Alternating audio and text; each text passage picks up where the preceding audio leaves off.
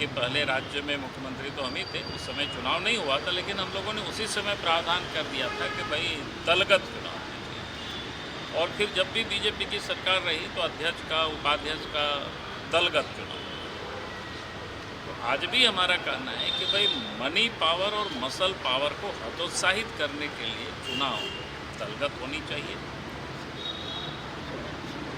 और दूसरा हमने कहा कि भाई जितना जल्दी हो सके चुनाव की सरकार को घोषणा करनी चाहिए बिना विलम्ब के, बहुत विलम्ब हो चुका है। और तीसरा मैंने कहा कि भाई ईवीएम से चुनाव होना चाहिए। ये तीन भारतीय जनता पार्टी की मांग है और इन सारे तीनों मुद्दों को लेकर 5, 6 और 7 राज्य के अंदर में जो 49 नगर निकाय का जो क्षेत्र है, 9 नगर निगम का क्षेत्र है, 20 नगर पार्षद है और 20 नगर पंचायत। ये 49 स्थानों पर, 49 स्थानों पर 5, 6 और 7 धरना पर लोग बैठेंगे हमारे कार्यकर्ता इन डिमांडों को लेकर के। और वहाँ के जो भी प्रशासक हैं उनके माध्यम से राज्य के महामहिम राज्यपाल को ज्ञापन सौंपेंगे।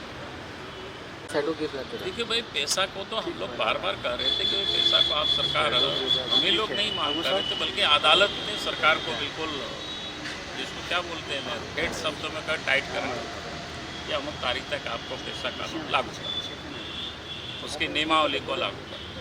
लेकिन सरकार ने टाल मटोल करते करते जब कोर्ट ने बहुत ही 13 तारीख का डेट दिया तो इन्होंने निर्णय लिया तो अच्छी बात है, हम लोगों ने उसके स्वागत भी किया। लेकिन जब उनके दफ्तर से उस नियमावली को प्राप्त करने की कोशिश किया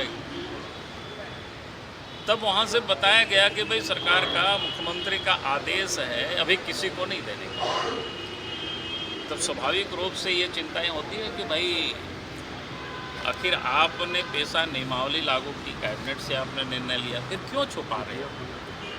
तो लगता है कि कहीं ना कहीं जरूर गड़बड़ होगा, नहीं तो फिर छुपाने की कोई ज़रूरत नहीं। और इसलिए मैं लोगों से कहता हूँ कि शायद 13 तारीख को डेट है, शायद 13 तारीख तक वो अधिसूचना भी नहीं जारी करेंगे, और ताकि 13 को कोर्ट में उनको एक कागज़ में लिख करके दे देंगे कि भाई हमने पैसा नियमावली लागू कर दिया।